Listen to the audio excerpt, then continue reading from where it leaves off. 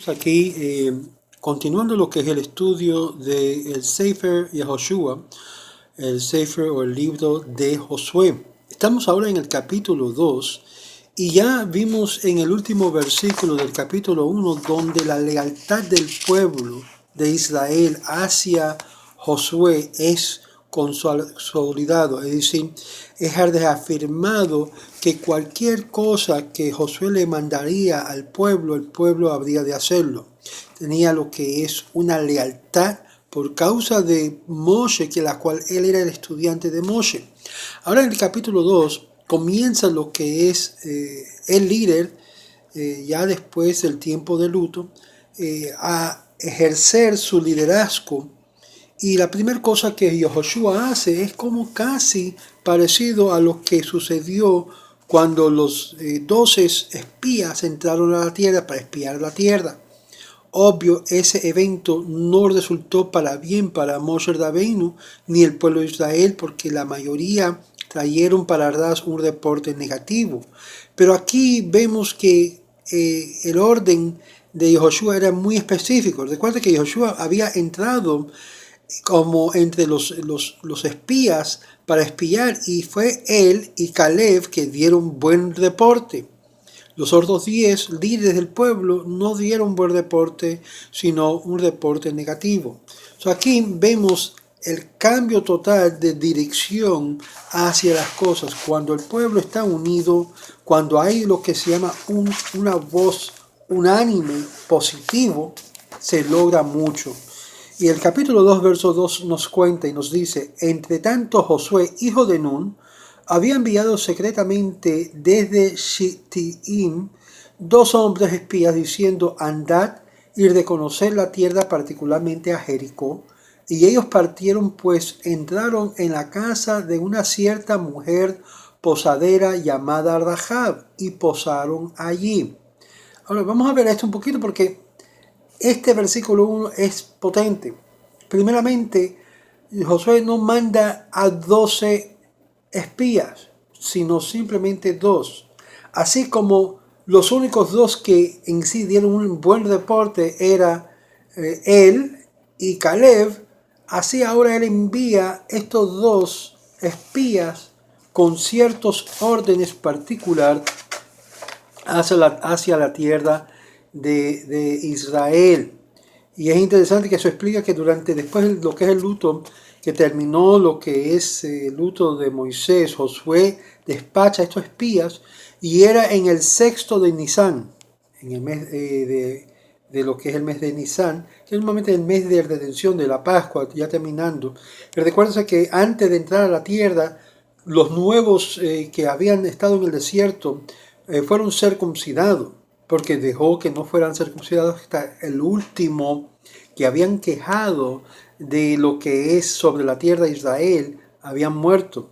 Sobre este día vino Rahab a la casa y mandó que se fueran en lo que es la víspera del 7 de Nisan. Ellos se escondieron en las montañas en el día 7, 8 en la noche, contando 9 días, y de ahí la noche ellos regresaron a Josué, estos 2 espías.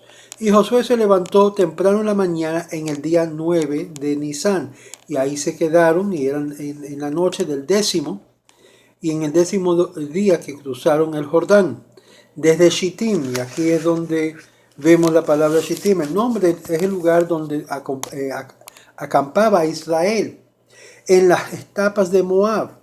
La mayoría de investigadores identifican con Kefraín, en la cual se encontraron el resto del pueblecito, que datan de la segunda mitad del siglo milenio antes de la era común. Shittim significa acacia. En el valle del Jordán, frente a Jericó, abundan lo que es estos árboles, de la cuya presencia probablemente el lugar recibió su nombre. También se le conoce como Abel Shittim, la pradera de Shittim, o la zona de regradio de sus abundantes arroyos. Jeresh, secretamente, como dice en el verso 1, secretamente, ¿por qué? Porque Josué mandó a los espías a la tierra de Canaán. ¿Cuál fue el fin? No aprendió la lección de la tragedia ocurrido que cuando Moisés envió a los espías a Eretz Israel, que habíamos ya mencionado, Josué se cuidó ciertamente de evitar que repitieran los errores de la primera vez. Todo lo relacionado a esta misión era diferente. Jeresh, según el Midrash, pregunta ¿qué significa Jeresh? Se trata de un instrumento de carpintería, dice Rabí Yehudá, que Rabí Nehemia sostiene que se trata del alfarero, de alfareros, y se hicieron pasar de vendedores de cerámicas. Y iban gritando, ollas, cacerolas, vengan a comprar. Y el Targum de Jonatán explica la palabra Jeresh con el punto a la derecha. Esto significa en secreto. Josué no quería que el pueblo supiera que estaba mandando espías a la tierra para evitar la situación similar provocadas por las espías que mandó Moisés. Por último, hay quien sugiere que Jeresh también significa una connotación de sordo. Josué les dijo que le hicieran pasar por sordos y mudos para que la gente no se vanguardiara, dos a los flancos y la infantería en medio y la resguardia llamada Measeb, que se encargaba de ayudar a los resguardados y a los enfermos. En total, la fuerza combativa de 2 tribus y media sumaba como unos 40,000. Según el censo realizado en Moab, el número de los varones en edad de militar de las 2 tribus y medias eran unos 100,000. Solo Rubén, la tribu de Rubén, tenía 43,730 personas, Gad 40,500 y toda la tribu de Menashe 52,700. La mitad sería unos 26,350 hombres. El resto quedó en la Transjordania para cuidar a las mujeres, los niños, el ganado. Esto según Melahim 26. Nosotros haremos, dice.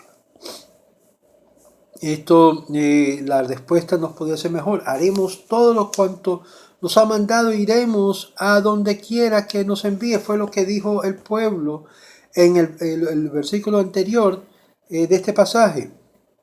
Y haremos por cuanto tú nos mandaste, como por decir que tú nos ordenaste, son para nosotros, para que emanaran de su propio Moshe Rabbeinu. Y es aquí donde vemos una gran ayuda sobre esto, y el capítulo es tan importante que lo escogió para ser leído en la Haftarah Simchat Torah como continuación del Pentateuco, este pasaje de lo que es la unificación del pueblo. Ahora, por último, hay quien sugiere que Jeresh tiene como también connotación de sordo. Josué le dijo que se hicieran pasar por sordos para que la gente no se abstuviera de hablar en su presencia y pudieran de esta forma descubrir su estado de ánimo. Es decir, a pasar como sordo y mudo, la gente hablaba y podían oír lo que estaban hablando, que no se hacían caso. Y había una gran diferencia en este tipo de gente que mandó Josué. Eran Caleb y Pinhas, el primero que formaba parte del grupo que mandó Moisés y que habló bien de la tierra.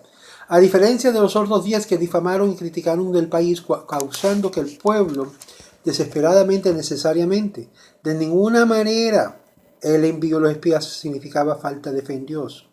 El propósito era hallar la vía más accesible al codiciado país, en la cual fue prometido por Dios a Moisés, al pueblo de Israel, a través de Josué por igual, y a cada israelita.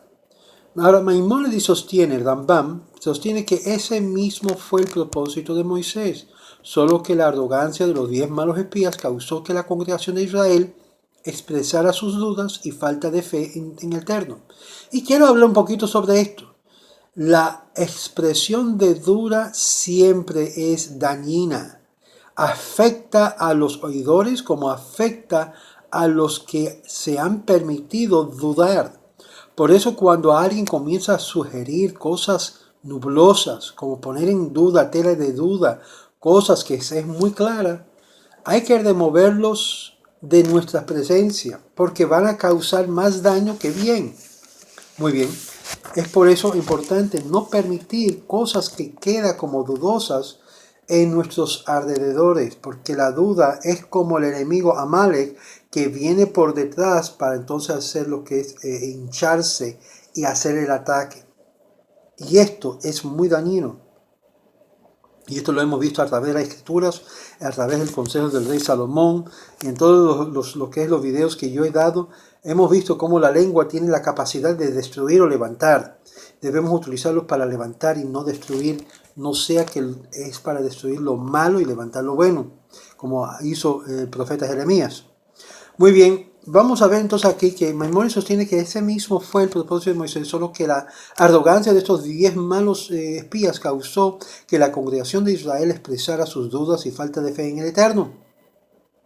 Pinhas ya había probado su gran celo por el Eterno cuando mató a Zimri ben Salú, príncipe de la tribu de Shimón y de Cosbi, trayendo a una terminación la plaga que comenzó a afectar a todo Israel. Batsur, princesa midianita, Caleb y Pinhas jamás dejarían de ser fieles a Dios y su honradez era incuestionable. Vaya Bubet y Shazona y entraron a la casa de una mujer mesonera. Bueno, es un problema la palabra mesonera. Y la palabra Ishazona era una mujer de la mala reputación. ¿Cuál es? ¿Mesonera o una mujer de la mala reputación? Probablemente la razón de ir a los espías de la casa de Rahab fue que entonces, por general, las cortesanas eran quienes servían a los hombres de negocios y la oficialidad. Es decir, la idea de mesonera tenían un doble sentido. Servían para comer, pero servían también para placer. Y esto es algo que vemos en este pasaje que Rahab era una servidora, era una mujer que servía a los hombres, en particular en doble sentido. Los comentaristas ponderarán la fe de Rahab en los destinos de Israel y por eso incorpora a este pueblo y mereció figurar en la genealogía de la Biblia, de la Escritura. Isha Zona, hay quienes traducen Isha Zona, zona por ramera. Según la explicación rabínica, se convirtió en la ancestra de una cadena de profetas y sacerdotes, incluyendo a Jeremías, según la tradición. Ella se casó con Josué. Y esto es interesantísimo. Como una mujer de la mala vida, o de la vida muy liberal y libre, como nosotros podemos decir, usando una palabra no muy buena, se transforma de una mujer así muy llenos de amores y de hombres, de repente comienza a cambiar cuando es salvado por promesa de Josué de ser parte de Israel y de ser no matada, no destruida. Y es aquí, después de haberse convertido al judaísmo, según leemos, ella se convierte, al convertirse, deja su pasado, una nueva etapa, comienza a ser parte del pueblo. Es nacida de nuevo como una judía. Ya lo viejo pasó. Lo que hacía ella lo dejó. En cualquiera de los casos, considerando el valor histórico de la tradición, queda a los menos manifiesto el espíritu tolerante de los rabinos que asignan a estos descendientes a semejante mujer. En aquella época las mujeres públicas mantenían posadas, de manera que no es de extrañar que los exploradores que no tenían albergue en la ciudad se hospedaban en la casa de Rahab. Una posada a la casa pública les pareció de más apropiado para evitar la sospecha del rey de Jericó. Como se desprende del versículo que sigue, Rahab estaba persuadida de que los judíos eran el pueblo de Dios, tenían algo especial, único. Y es aquí que ella, además de todos los hombres que ella se había encontrado con, sirviéndolos, vio algo único y diferente. Verso 2. Y fue dado aviso al rey, como es natural, toda ciudad que espera ser invadida de un momento a otro está en alerta máxima y permanente. Por lo tanto, el descubrimiento de nuestros dos hombres por el servicio de la contraespionaje no nos debe de causar sorpresa. Kil lach poet kol haaretz bau. Lachpor es intercambiable con la palabra leragael o lehakor, que significa estos hombres vinieron a espiar y a investigar. Dice el verso, por lo cual el rey de Jericó envió a decir a Rahab, saca fuera a los hombres que han venido a ti, y los mismos que entraron en tu casa, porque han venido a espiar toda la tierra. ¿Qué sucede más? La mujer que había tomado a los dos hombres los había escondido y respondió, verdad que vinieron a mí aquellos hombres, mas yo no los sabía de dónde eran. Y aquí dice en hebreo, Vatikach haisha et shene hanashim vatitzpeno, y tomó la mujer a los dos hombres y lo escondió. En singular en vez de plural, Rahab, que adivinó lo que iba a pasar, supo que vendrían a buscar a los espías, pero ella se anticipó y lo escondió. Hay quienes dicen que se puso cada uno en lugar distinto y por esto el texto dice Vatitzpenó y no Vatitzpenem. Otra explicación es que uno de los espías, Pinhas ben Eliezer, quien por tradición sabemos era Elías el profeta, Elías Hanabí, no necesitaba ser escondido, por eso viene la palabra singular. Una última explicación dice que él puso en un lugar tan angosto que parecían que en vez de dos, Kenbaú, Elai Hanashim, al fin inspirarle confianza y credibilidad, empezó diciendo, ciertamente vinieron aquí, pero ya yo no sabía quiénes eran y acaban de salir en este momento. Si os dais prisa, lo alcanzaréis antes de cerrar las puertas de la ciudad. Es decir, ya no están, se fueron, vinieron a su servicio y se fueron. Interesantísimo. Vamos a seguir con esto porque a la verdad, más yo no sabía de dónde eran. Y vamos a ver qué sucede en el verso 5 y vamos a parar aquí en el verso 4 porque el libro de Josué tiene muchos detalles y como verán en la novela que están pasando en una de las emisoras de televisión, el misterio de encubrimiento de estos dos espías de parte de Rahab era en sí salvando la vida de estos dos espías, pero como resultado más adelante vemos que esos actos le dio el mérito de poder salvarse a sí mismo, porque ella vio que estos eran del pueblo de Dios y ella trataba a ellos totalmente diferente que trataba con los demás personas que venían a ser servidos. Shalom Aleichem, y vamos a ver esto cuando aconteció que iban a cerrar la puerta, siendo ya oscuro, se había oscurecido, los hombres salieron y no sé a dónde se hallaron ido los hombres seguir y ellos no lo llegaron a alcanzar. Ok, so aquí seguimos lo que es el estudio. Invita a otros a ver este estudio de Josué fascinante, a ver si da paralelo a lo que dice la novela. Shalom, shalom, mucha bendición les deseo.